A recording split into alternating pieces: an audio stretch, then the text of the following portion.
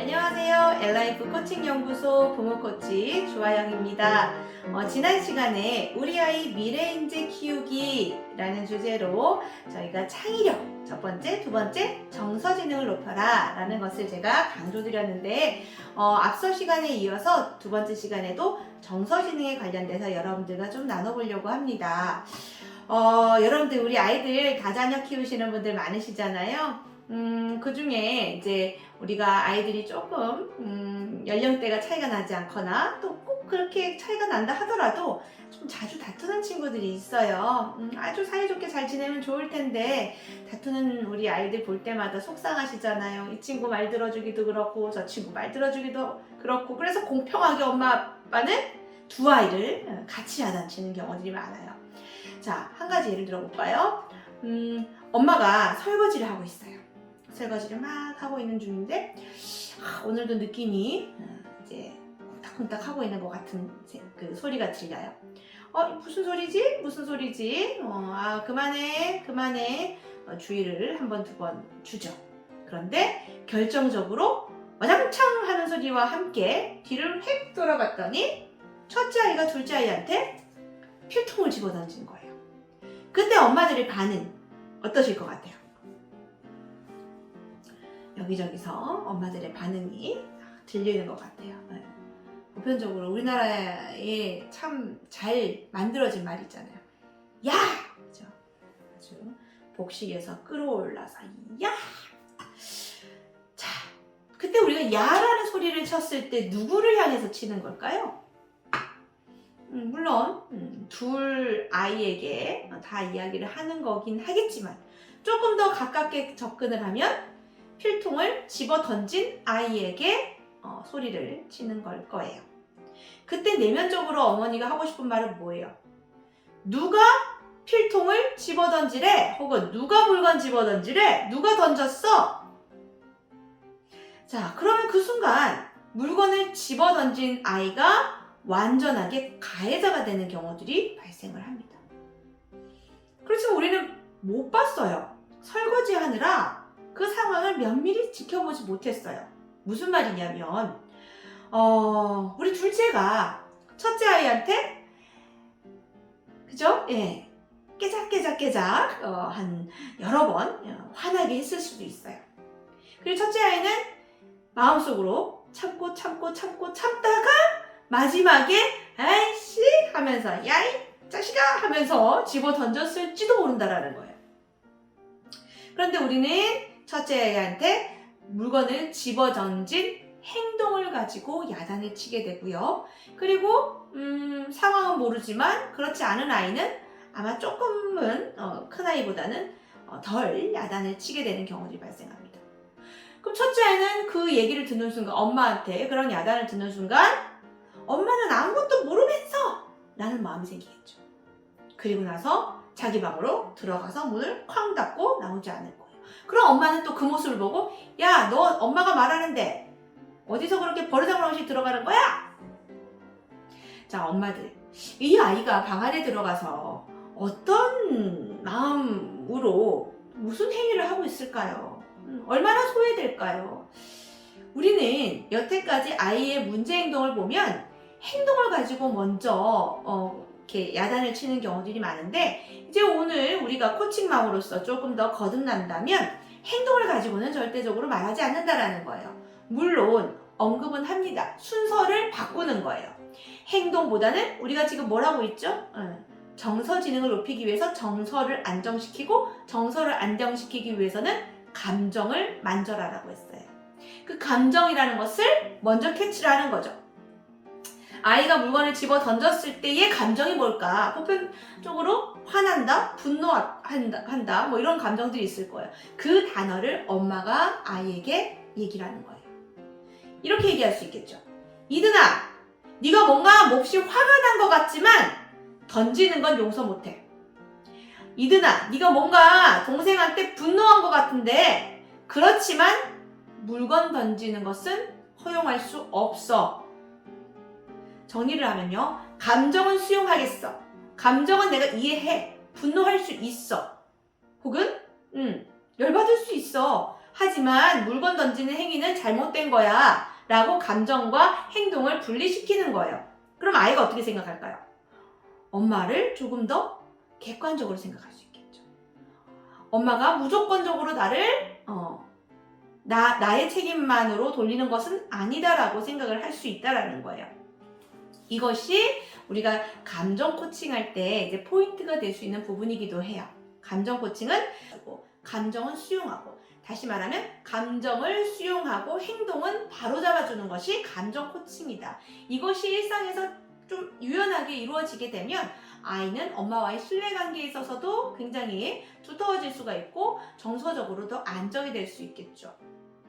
자, 여기서 그러면은 조금 더 구체적으로 제가 감정 코칭 방법에 대해서 대화법을 한번 소개를 좀 드리면, 자, 훈육할 때 있죠. 뭐 연결해서 훈육법에 대해서도 말씀을 드리게 되네요. 훈육할 때, 자, 이 상황에서 우리는 어떻게 하나요? 자, 엄마들 중에 법 공부를 했거나 검사, 판사, 변호사 출신이시거나 그런 분들도 절대 하지 말아야 되는 판단을 하셔서는 안 돼요. 엄마가 판사가 되셔서는 절대 안 된다. 판사가 되시는 순간 어떻게 되는 거냐면요, 우리 아이들을 서로 적으로 살아라 라고 얘기하는 것과 똑같다라는 거예요. 둘이 평생 경쟁 관계로 살아라 라고 얘기하는 것과 똑같다라는 거예요. 평생 둘이 싸우고 살아라 라는 것과 똑같다라는 거예요. 뭐예요? 둘이서 이야기를 하죠. 자, 너 얘기 들어봐. 너 얘기 한번 해봐. 둘째 얘기 한번 해봐. 자, 엄마가 들었을 때 어떤 아이가 더 잘못했을까를 판단해서 이야기를 해야 되는데, 자, 이렇게 가정해 볼게요. 자, 엄마가 들어보니까 이번에는 둘째 네가 잘못했어. 들어보니까 네가 오빠로서 양보를 하지 않은 너가 잘못했어. 결과가 어떠하든 실제로 그것이 엄마 말대로 뭐 첫째든 둘째든 둘 중에 정말 잘못한 누군가가 있다고 한들 그렇게 말하는 순간 나머지 소외된 아이는요, 엄마에 대한 미움, 또 형제, 자매에 대한 분노가 더 강하게 되겠죠. 그래서 훈육을 할 때는요, 절대적으로 분리시켜라 라는 말씀을 드릴 수 있을 것 같아요. 자, 그러면은 훈육할 때 분리시켜라, 조금 더 이어서 나가볼까요? 그럼 첫째한테 얘기를 하겠죠. 자, 첫 번째 한번 얘기해봐. 어떤 일이니? 그럼 아이들은 뭐 여러 가지 첫째가 아이가 이야기를 하겠죠. 내용은 사실 크게 중요하지 않아요. 아이가 말할 때 굉장히 흥분하면서 얘기하겠죠. 엄마, 내가 말이지 어쩌고 저쩌고 할 때 엄마는 아이의 뭘만 기억하면 된다? 감정이 어떤지만 관찰하세요. 그리고 그 감정을 헤아려 주라는 거죠. 자, 우리 이든이 형으로 태어나서 얼마나 고생이 많니? 얼마나 속상했겠어? 얼마나 마음이 아팠겠어? 감정을 읽어주는 거예요. 감정을 읽어준다는 것은 아이에게 나는 네 편이야 라는 마음을 가질 수 있게 해주는 거겠죠. 두 번째는 그럼에도 불구하고 칭찬거리를 찾는 거예요. 자, 그럼에도 불구하고 칭찬거리. 둘이 싸웠는데 무슨 칭찬거리가 있을까? 네, 아무리 눈 씻고 쳐다봐도 칭찬거리가 없을 수도 있어요. 그러면 엄마들 팁. 엄마들이 생각하는 이 아이가 이렇게 했으면 좋겠다라는 부분들이 있잖아요. 그거를 땡겨와서 붙이는 거예요. 예를 들어서 우리 이든이 얼마나 속상했겠어, 얼마나 마음이 아팠겠어. 그럼에도 불구하고 우리 이든이가 동생을 항상 배려하는 걸 알아. 엄마는 항상 네가 양보하고 있는 걸 알아. 이거 뭐예요? 배려와 양보를 하라는 말로, 그죠? 전달을 할 수가 있겠죠. 물론 아이는 의아해할 수도 있을 거예요. 배려? 양보? 내가 그런 사람인가? 앞으로 그것을 해야 되겠구나 라는 마음도 있을 수 있겠어요. 좀 전까지만 하더라도 엄마한테 야단 맞을 줄 알았는데 엄마가 감정을 읽어주고 내 칭찬까지 해주네. 그리고 세 번째는 질문을 하라는 거예요. 그래, 우리 이든이 이렇게 훌륭한 형아인데 우리가 그러면 동생한테 어떻게 해주면 좋을까? 혹은 정말 멋진 형아로서 이 상황을 어떻게 해결하면 좋을까? 정말 지혜로운 형아라면 이런 상황에서 문제 해결을 어떻게 하면 칭찬받을 수 있을까? 혹은 네가 좋아하는 어떤 형아라면 이 상황에 어떻게 할 것 같아? 질문을 바꾸는 거예요. 아까도 말씀드린 것처럼, 앞서 시간에도 말씀드린 것처럼 부모로부터 칭찬을 받고 지지를 받고 격려를 받고 이런 것들을 하다 보면요, 이미 아이에게는요 강한 에너지, 긍정의 에너지 레벨이 올라가기 때문에요, 엄마 알았어, 내가 나가서 동생한테 사과할게, 알았어, 내가 앞으로 조금 더 양보할게, 이런 마음으로 조금의 변화가 생길 수 있을 거예요. 물론 여기서 팁은요, 팁이 아니죠. 여기서 여러분들이 주의할 사항은요, 해봤는데요, 안 되던데요. 여러분들 한 번, 두 번, 세 번 해가지고 딱 되면 얼마나 좋겠습니까? 엄마들도 세 번 하다가 포기하는 경우 많잖아요. 꾸준하게 한번 해보세요. 애들도 알아요. 엄마가 지금 무슨 강의를 듣고 와가지고 나한테 지금 임상 실험을 하고 있는구나 라는 걸 알면요, 엄마 머리 위로 했어요. 그래서 엄마의 태도가 지속적으로 가야 됩니다. 자, 그럼 둘째한테 이어서 어떻게 해야 될까요? 똑같아요. 둘째한테도 똑같아요. 아유, 네가 둘째로 태어나서 얼마나 속상하겠니? 네가 뭔 죄가 있겠니? 그치? 네가 얼마나 힘들겠니? 자, 배려해. 감정을 읽어주고. 두 번째, 그럼에도 불구하고 우리 이루미가 형아한테 항상 양보하는 거 알고 있어. 형아한테 항상 배려하는 거 알고 있어. 이런 것들을 똑같이 비슷하게 얘기를 해주는 거예요. 그리고 세 번째, 멋진 어린이는 이 상황을 어떻게 해결할 수 있을까? 똑같이 하면은 알았어? 할 수도 있고, 엄마 난 지금 기분이 나빠서 형아한테 사과 안 하고 싶어. 어떻게 해야 되는지 알겠는데 나 하고 싶지 않아. 그 감정도 인정해줘야 돼요. 그래, 맞아, 그럴 수 있어, 이루마. 그러면 이제 형아의 태도를 조금 끌어다 써서, 형아는 그런데 너랑 다시 재밌게 놀고 싶어 한단다. 하지만 네가 마음이 불편하다면 조금 기다려 주라고 얘기할 수 있을 것 같아. 언제쯤 마음이 회복되겠니? 라고 질문하는 것도 괜찮은 방법일 것 같아요. 그래서 여기서의 팁은 아이 훈육할 때도 감정을 헤아리는 감정 코칭을 좀 해주면 좋을 것 같고요. 그렇게 되면 아이의 정서, 다시 말하면 감정을 헤아려주면요, 정서가 안정된다. 이 정서가 안정될 때 우리는 정서 지능이 높아질 수 있다는 것을 말씀드리는 겁니다. 자, 마지막으로 그러면 하나의 사례를 더 들려드리면요, 아이가 학교에서 돌아왔어요. 근데 엄마한테 이렇게 얘기를 하는 거예요. 엄마 짜증나 죽겠어. 나 오늘 우리 반에서 쪽지 시험 봤는데 아는 문제를 2개나 틀렸어. 라고 얘기를 합니다. 자, 이럴 때 엄마들은 뭐라고 대답하시나요? 엄마 오늘 학교에서 쪽지 시험 봤는데 아는 문제를 2개나 틀렸어. 너무 귀여운 척 했나요? 초딩을 제가 빙의가 된 것 같습니다. 자, 이럴 때 엄마들 어떻게 얘기하나요? 자, 또 귀 속에 도청장치가 있는 것 같아요. 다 들리는 것 같은데. 뭐? 아는데 틀려? 그러게 엄마가 꼼꼼히 살펴보라고 했지. 이렇게 얘기하는 어떤 천사표 엄마들. 괜찮아, 그럴 수도 있지, 다음에 잘하면 돼 라고 하는 엄마들도 분명히 계실 거고요. 여러 가지 상황들이 연출이 될 겁니다. 자, 근데 우리가 이제 감정에 대한 부분들을 배웠잖아요. 그럼 어떻게 해야 될까? 제일 먼저 하라는 게 뭐라 그랬죠? 그렇죠. 아이의 감정을 먼저 읽어라. 아이의 감정이 어떨까요? 엄마, 오늘 학교에서 시험 봤는데 아는 문제를 2개나 틀렸어. 그것만 아니었어도 우리 반에서 1등할 수 있었는데, 감정은 여러 가지가 있을 수 있어요. 첫째는 안타깝다 라는 감정 느껴지시나요? 그런데 아는 문제를 2개나 틀렸다, 그것만 아니었어도 1등할 수 있었는데에 대한 메시지는 뭐예요? 그거 아니면 2등 아니면 3등 했다라는 거잖아요. 약간은 칭찬받고 싶다라는 마음도 느껴져요. 그걸 잘 관찰하는 거예요. 그걸 경청이라고 하는데, 경청은 또 이 다음 시간에 제가 한번 말씀드릴 때가 있을 거예요. 자, 그럼 다시 감정 읽었죠? 그 다음에 뭐 하라 그랬죠? 맞습니다. 그럼에도 불구하고 칭찬 찾기가 있다 그랬어요. 그럼에도 불구하고 칭찬 찾기. 어떤 게 칭찬거리인가?